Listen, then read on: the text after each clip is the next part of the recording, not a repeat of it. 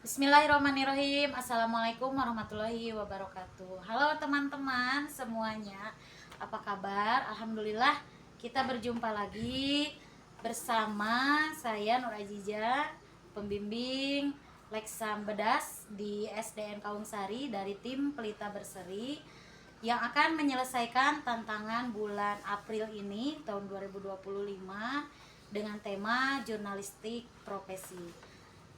Baik teman-teman, untuk kali ini saya akan mewawancarai salah seorang narasumber saya yang alhamdulillah pada kesempatan ini sudah hadir di depan kita semua, yang akan menjelaskan dan menceritakan profesi yang sedang diembannya.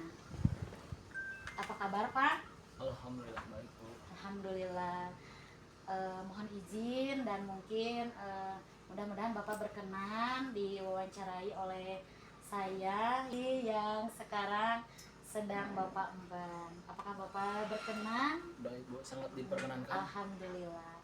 Mungkin untuk pertanyaan pertama, bolehkah Bapak menyebutkan atau memperkenalkan diri dan juga menyebutkan di mana apa profesi yang sedang Bapak emban sekarang. Sebelumnya perkenalkan, nama saya Ferdi Alamsyah Eka Pujianto. Kebetulan saya profesi saya yaitu sebagai guru PJOK di sekolah dasar dan sekaligus sebagai pelatih renang. Mungkin berarti Bapak sekarang memiliki dua profesi ya sekaligus. Betul, ya Bu. Sebagai guru PJOK dan juga pelatih coach renang. Ya. Oh iya, saya panggil coach aja ya. Baik, untuk profesi yang diembannya ini dua profesi ini sama tempat kerjanya atau berbeda? Oh, berbeda Bu. Mengajar saya itu di sekolah dasar dan untuk melatih renang itu di luar sekolah Bu. Jadi untuk renang itu kegiatan ekstrakurikulernya Bu. Oh iya. Seperti itu. Berarti kalau misalkan ada yang ingin berlatih renang atau ingin bisa renang, boleh ya menghubungi Bapak gitu. Jadi coach ini sebagai pelatih renang juga. Baik, mungkin dari dua profesi ini nih saya jadi penasaran ya, siapa yang menjadi motivasi Bapak gitu atau menjadi inspirasi Bapak sehingga Bapak menjadi guru olahraga dan juga sekaligus pelatih renang. Baik, sebetulnya untuk menjadi pelatih atau guru olahraga itu tidak keinginan dari kecil. Namun untuk inspirasi itu mungkin dari guru-guru sebelumnya waktu saya sekolah, dari guru-guru olahraga yang waktu saya sekolah dasar hingga SMA.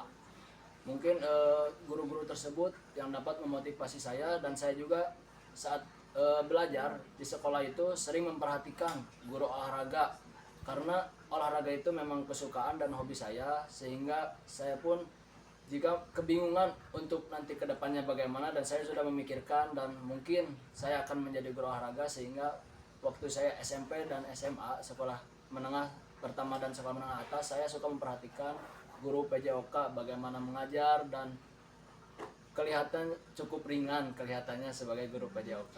Berarti Bapak lebih istilahnya dari dulu dari kecil tuh lebih tertarik terhadap pelajaran olahraga ya. Betul sekali.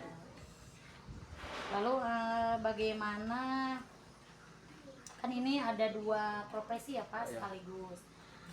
Kira-kira bagaimana nih Bapak mengatur atau menjadwalkan antara menjadi guru olahraga dan juga guru atau pelatih renang gitu. Jadi bagaimana nih mengaturnya gitu?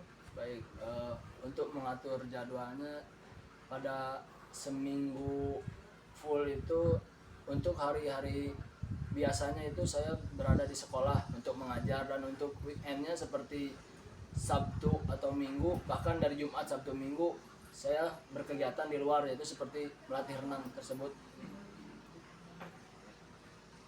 Ya memang ya, jadi kalau pelajaran olahraga itu kadang-kadang anak itu lebih antusias gitu ya untuk pelajaran olahraga ketimbang pelajaran matematika. Kira-kira nih ada apa pemikiran dari Bapak atau apa ya namanya, kenapa anak-anak lebih tertarik ke pelajaran PJOK daripada pelajaran yang lainnya gitu? Baik. Kira-kira kenapa nih? Jadi untuk alasan tersebut mungkin ya yang saya rasakan sejak saat saya sekolah, kita itu sebagai murid udah pusing ya Bu di kelas itu untuk belajar, udah matematika, Indonesia, IPA, IPS kan di kelas itu.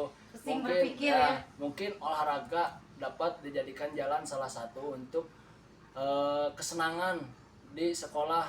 Jadi yang saya tahu, olahraga itu bukan menjadi menakutkan bagi anak, namun bagaimana olahraga itu bisa menyenangkan bagi anak yang sudah pusing di dalam kelas. Merefresh kembali Nah, mungkin ya. Ya, Bu. Iya, baik, terima kasih Bapak. Lalu nih tadi tertarik sekali kan Bapak sekaligus jadi coach renang juga gitu ya. Kira-kira bagaimana nih cara atau apa saja yang dipelajari dalam berenang gitu, dalam mengajarkan gitu, mengajarkan menjadi pelatih renang itu apa saja gitu yang diperlukan skillnya gitu oleh Baik. Bapak ataupun oleh peserta renang.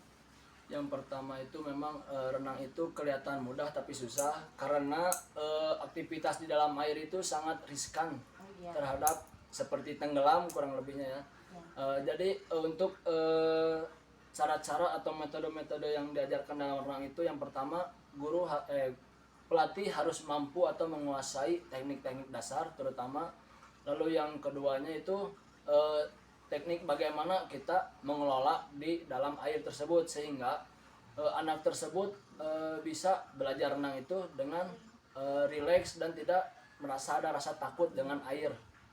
Seperti sebelum terjun melatih renang juga, pelatih harus mengikuti lisensi atau kayak webinar atau seminar pembelajaran yang di luar ruangan atau di luar daerah tersebut. Ya, berarti harus sudah bersertifikat mungkin ya, Nah, Pak? betul Bu. Harus bersertifikat resmi. Ini jadi alasan ya mengapa anak-anak itu harus bisa renang mungkin ya. Jadi alasannya mungkin supaya anak-anak ketika di dalam air itu mampu mengendalikan dirinya, karena tidak banyak itu yang kadang-kadang kalau di air itu suka lupa ya. Jadi Betul, kalau nggak bisa sama. renang itu bisa-bisa nyawa Ya, kan betul, taruhannya. betul. Berarti mengapa anak-anak harus bisa renang karena Untuk kepercayaan diri terutama. iya, kepercayaan diri. Baik, selanjutnya mungkin apakah ada suka dukanya gitu Pak menjadi guru PJOK ataupun coach renang mungkin ya, karena kan setahu saya kalau satu profesi itu menjalankan satu profesi itu sudah mungkin sangat banyak kesibukannya, apalagi ini satu orang dengan dua profesi. Nah, boleh dijelaskan apa saja suka dukanya, bagaimana kesan-kesannya gitu Pak? Baik, untuk suka dukanya mungkin lebih banyak kesukanya ya dari menjadi guru PJOK terutama. Untuk sukanya jadi guru PJOK itu yaitu terutama pembelajaran PJOK itu memang banyak disukai oleh anak terutama. Maka dari itu guru PJOK juga menjadi sangat termotivasi untuk memberikan sebuah pelajaran atau pembelajaran terhadap anak, sehingga guru PJOK itu meskipun terlihat tidak lelah, padahal di dalam itunya Bu lelah sebenarnya. Capek Tetapi ya di balik lelah itu itu ada iya. anak-anak yang Iya. sangat memotivasi saya selaku guru gitu. Lalu bagaimana nih suka dukanya jadi coach renang gitu? Kalau coach renang itu saya pernah pengalaman saya waktu pertama melatih anak berusia 3 tahun. Yang pertama itu banyak duka ini ya kalau anak yang kecil. Karena yang pertama pasti takut terhadap air karena sudah memakai pelampung atau papan luncur juga.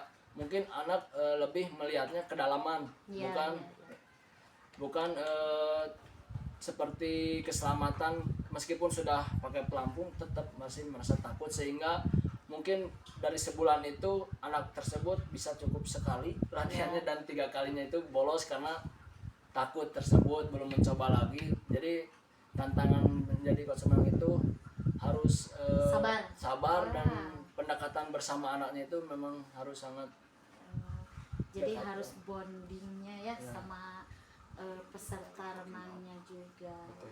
Iya, baik Bapak, terima kasih sekali atas jawaban-jawabannya yang mungkin insya Allah dan mudah-mudahan ini sangat banyak menginspirasi juga bermanfaat untuk anak-anak Litnum atau Leksam Bedas ya di Kabupaten Bandung. Mudah-mudahan jadi salah satu motivasi dan inspirasi.